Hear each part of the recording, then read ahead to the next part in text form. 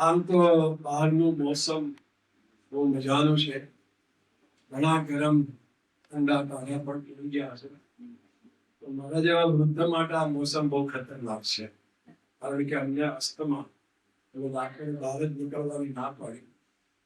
પણ ધીરુભાઈને મેં કહું છું કે યાજ્ઞિક સાહેબ જેમની ઉપર હું 55 વર્ષ પછી મળી રહ્યો છું કે 50 વર્ષ 74 વર્ષ 1974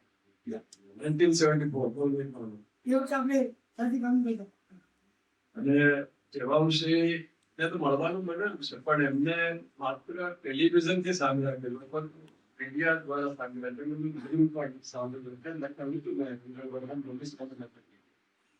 પણ અંતે તો પ્રોફેસર નો જીવ.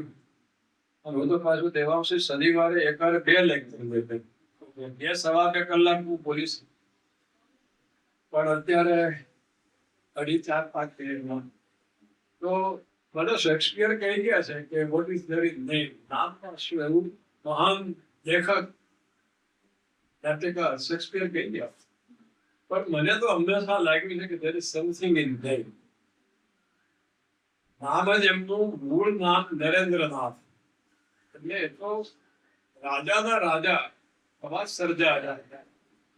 પણ જયારે સંન્યાસ લીધો ત્યારે એમણે એમનું નામ વિવેકાનંદ રાખ્યું. એમના ગુરુએ એમનું નામ વિવેકાનંદ. તો મિત્રો, જીવનમાં આગળ વધવું હોય, સ્ટાર્ટઅપ કરો કે પોતાની રીતે કરો કે અન્ય વ્યવસાયની સાથે જોડાઓ કે જે કંઈ પણ પ્રવૃત્તિ કરો, ત્યારે જીવનમાં આગળ વધવું હોય, આ હું ABCD શીખવાડું છું, પણ અત્યારે હું તમને બે જ વાત કે જીવનમાં આગળ વધવું હોય, જીવનમાં બીજા બધાની સાથે રહીને કામ કરીને આગળ વધવાનું, પરિવાર, સ્વજનો, તમારા સોશિયલ સંબંધો, નોકરીના સંબંધો, કામના સંબંધો, તો વિવેક રાખવો. વિવેકાનંદ માટે આ એક શીખ્યું, બીજું બધું વાંચો તો ન શીખ્યું. વિવેક રાખવો. જે વિવેકી છે, જે સમજુ છે, જે આદર આપે છે બીજાને, એને પણ હંમેશા સામેથી આદર આપે છે. તમે દેવાંશીના શો જોતા હશો, એક એક વાક્ય કે એક ફ્રેમ, એક ક્ષણમાં એ અત્યંત વિવેકપૂર્વક પેશ થાય છે. એ કાંઈક થોડાક આમ લાગે કે શેર ઉશ્કેરાયેલા દેખાય છે, પણ એમાં પણ અત્યંત વિવેક હોય છે. અને વર્ષ સવા વર્ષ મેં એમની પૂરની સ્ટોરી પણ જોઈ હતી.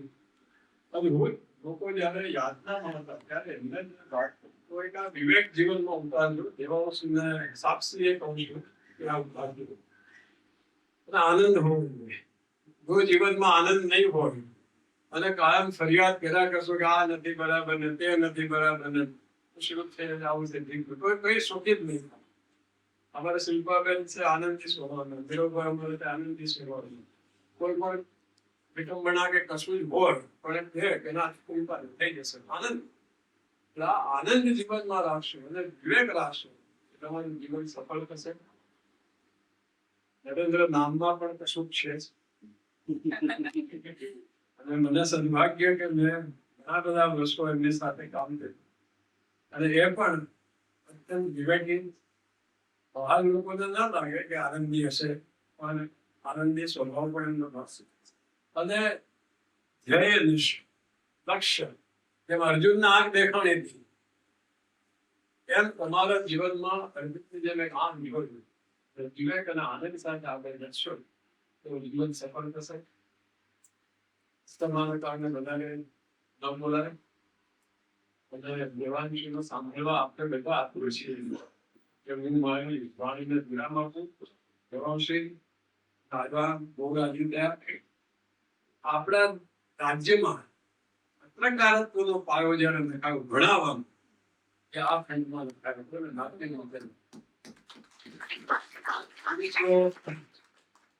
ક્લાસ વર્ગખંડ બાજુમાં હતું. અહીંયા નાટ્ય વિદ્યાનું પણ હતું, જે જસવંત ઠાકર સાહેબ ચલાવતા, અને યશવંત શુક્લ સાહેબ એ જર્નાલિઝમ, કમ્યુનિકેશન. તો તમે આ એવા 100 મીટરના અંતરમાં છો કે જ્યાં એક ઐતિહાસિક ઘટના પત્રકારત્વ ક્ષેત્ર બનેલું છે. અને હું મારી જાતને યાજ્ઞિક સાહેબ એને માનું છું કે હું સાક્ષી હજી જીવું છું. એમાં મને આનંદ છે.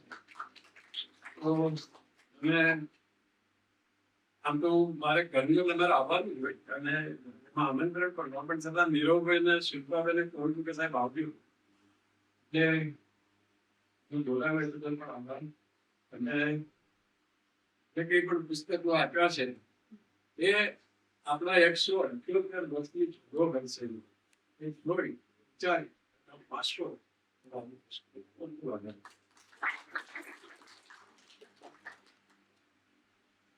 ઘણો ઘણો આભાર. માનનીય અવશ્ય સાહેબ.